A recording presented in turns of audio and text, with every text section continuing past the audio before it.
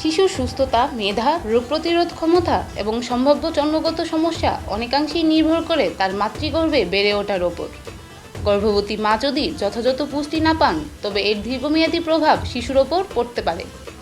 গর্ভাবস্থায় মায়ের স্বাভাবিকের তুলনায় দ্বিগুণ ক্যালোরির প্রয়োজন হয়, ফলে এ সময় তার বেশি পরিমাণে পুষ্টিকর খাবার খাওয়া জরুরি।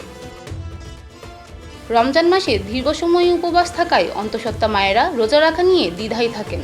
একদিকে রোজা রাখা ইসলামে ফরজ, অন্যদিকে দীর্ঘ সময় না খেয়ে থাকলে গর্ভস্থ শিশুর পুষ্টি ঠিকমতো মিলবে কি না তা নিয়ে এক ধরনের অনিশ্চয়তা তৈরি হয়।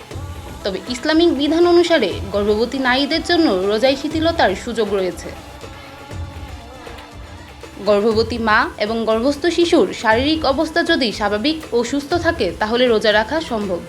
তবে এটি সম্পূর্ণ নির্ভর করে মায়ের শারীরিক সুস্থতা ও ডাক্তারের পরামর্শের ওপর। তাই রমজানে অন্তঃসত্ত্বা মায়ের উচিত চিকিৎসকের পরামর্শ নিয়ে সিদ্ধান্ত নেওয়া, যাতে তিনি ও তার গর্ভস্থ সন্তান উভয়ই সুস্থ থাকতে পারেন।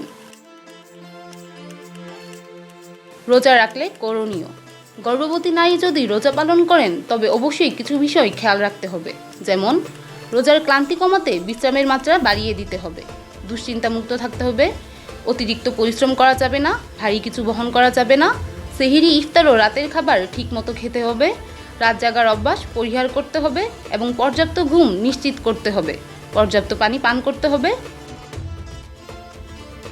গর্ভাবস্থায় রোজা কখন চিকিৎসকের পরামর্শ নেওয়া জরুরি। গর্ভাবস্থায় একজন মা শুধু নিজের নয়, গর্ভের শিশু সুস্থতারও দায়িত্ব বহন করেন। তাই কোনো শারীরিক সমস্যা দেখা দিলে অবহেলা না করে দ্রুত চিকিৎসকের শরণাপন্ন হওয়া উচিত। রোজার সময় যদি গর্ভবতী মা সুস্থ ও শক্তিশালী বোধ করেন তবে চিকিৎসকের অনুমতি নিয়ে রোজা রাখা যেতে পারে। তবে কিছু বিশেষ লক্ষণ দেখা দিলে দেরি না করে চিকিৎসকের শরণাপন্ন হওয়া উচিত, যেমন গর্ভের সন্তান নড়াচড়া না করলে, পর্যাপ্ত বিশ্রামের পরেও যদি ঘুম ঘুম ভাব বা দুর্বলতা থাকে, বমি ও তীব্র মাথা ব্যথা হলে, তলপেটে ব্যথা অনুভূত হলে, জ্বর জ্বর ভাব দেখা দিলে, গর্ভের শিশুর ওজন বৃদ্ধি না পেলে, ঘন ঘন ও দুর্গন্ধযুক্ত প্রস্রাব হলে। গর্ভকালীন সময়ে মায়ের সুস্থতা নিশ্চিত করাই সবচেয়ে গুরুত্বপূর্ণ। তাই শরীরে যে কোনো অস্বাভাবিক পরিবর্তন হলে দ্রুত চিকিৎসকের পরামর্শ নেওয়া উচিত।